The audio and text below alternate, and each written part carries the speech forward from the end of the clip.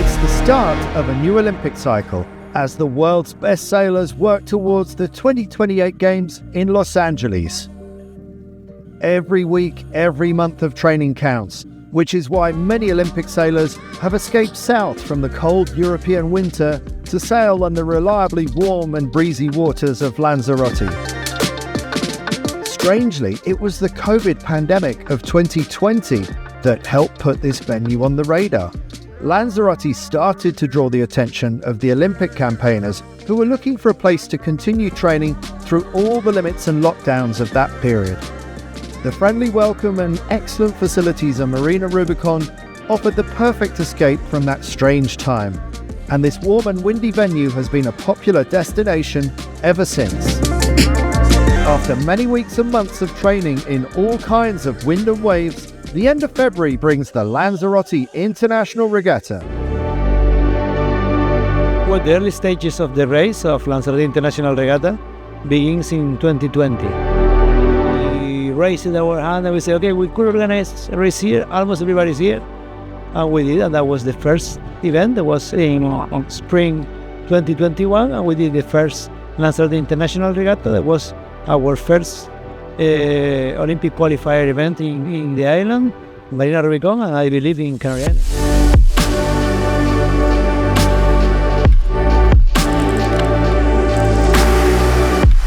The sailors love the island. They come for several months to train with us, and they have decided that this is the right place to be in winter, so we have to put an event at their level every year.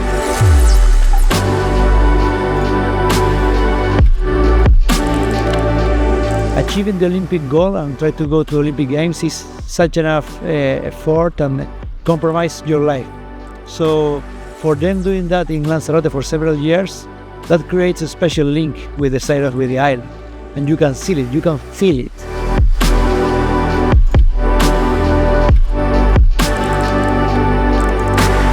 We did an inform last year through a consultant and agency what was the spend on the island last year due to the events, and the number is well over 37 million euros. That also backs up us to keep doing the event, and also the local authorities. They are starting to see the event as something very, very important, not just a sailing race.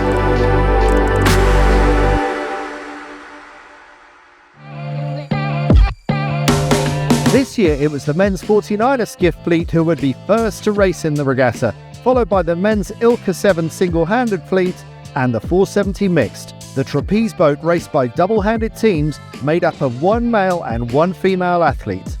On the final weekend, joining in with the Olympic classes was the first-time participation of a guest class, the double-handed Snipe, which attracts high-quality weekend competition all across the Canary Islands.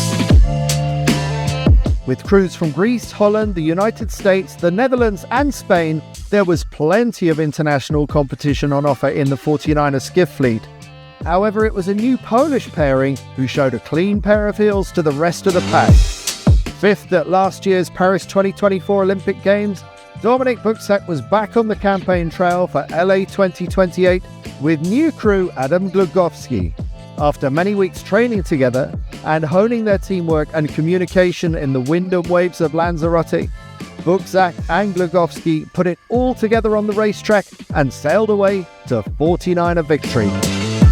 It's of course a very nice feeling. We are just a new crew sailing together for 2 or 3 months, so it feels great to feel that the work that we put in is paying off, and we won the regatta, so it's perfect. Yeah, still quite a lot of work ahead of us, but it's good for now.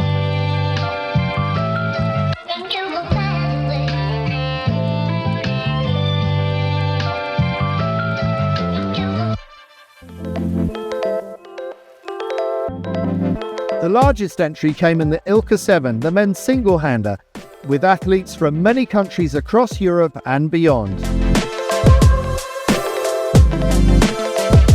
Paris 2024 Olympic silver medalist, Pavlos Kontides from Cyprus certainly started as one of the favourites, although there were plenty of other Olympic veterans in the fleet who would be threatening for the lead.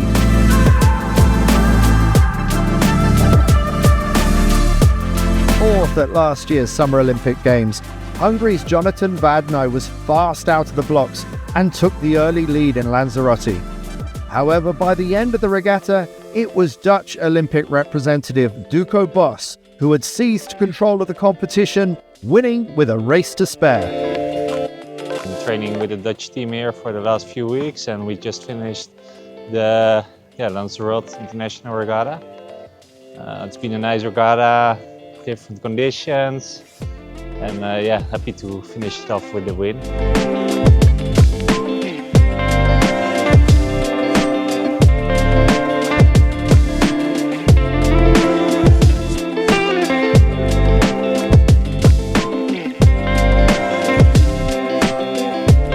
Among the ones to watch in the 470 mixed fleet were Olympic representatives from Paris 2024, such as Italy's Elena Berta, sailing with new crew Julio Calabro, and Portugal's Diogo Costa and Carolina João, fifth at last year's Games.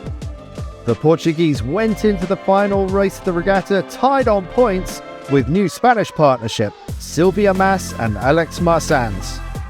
Both crews started well until a capsize by the Spanish saw their chances of overall victory evaporate. The Portuguese pairing went on to take their fifth race win of the week, giving Costa and João overall victory in Lanzarote. It was a tough day. We went to the water with just 1 point in front of the Spanish team. The first race didn't go very good for us. We did some mistakes. Then second and third race we wake up a bit, and we did the first and first, so we could manage to finish first.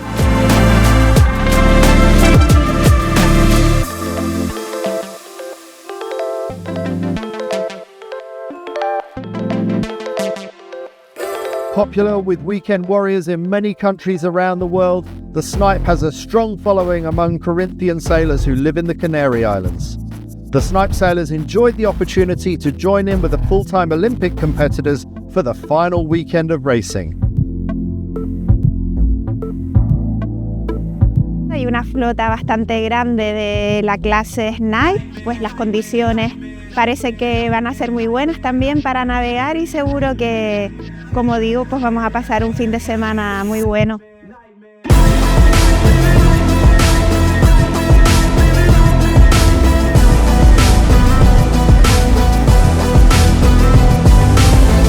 El marco de esta regata es muy bonito, con Fuerteventura al lado y demás, y el campo de regata es excepcional también.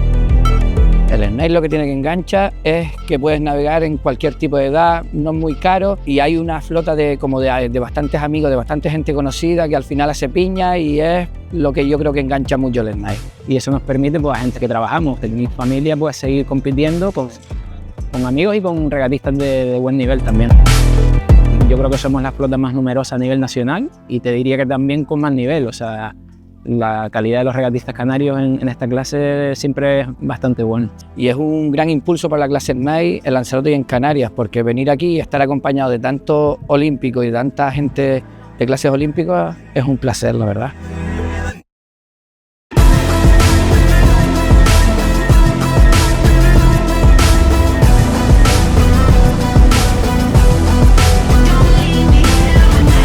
Surfing the Atlantic waves to their advantage on the downwind legs, Gustavo del Castillo and Christian Sanchez sailed away to a dominant victory in the Snipe class.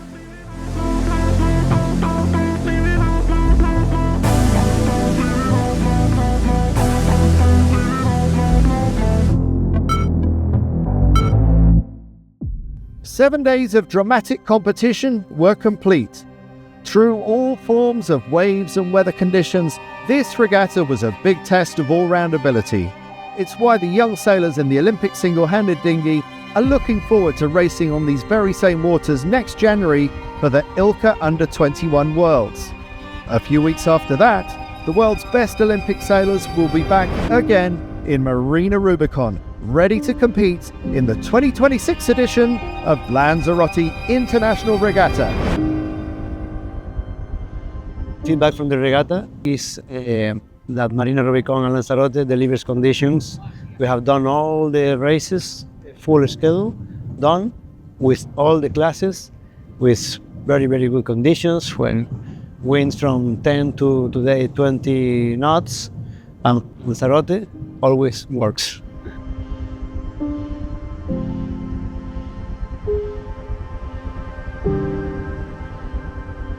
To organize this event, we start to work around May every year because we want to commit all the people, the staff. We have a very big family. We already can call it a family.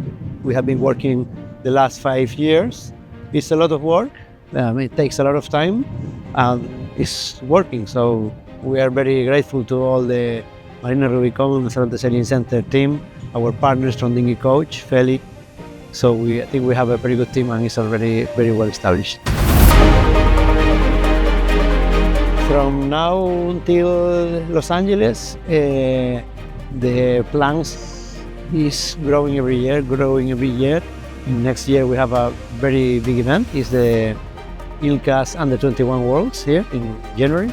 So we want to keep that pace, working very close with the classes. Yes, growing step by step till Los Angeles.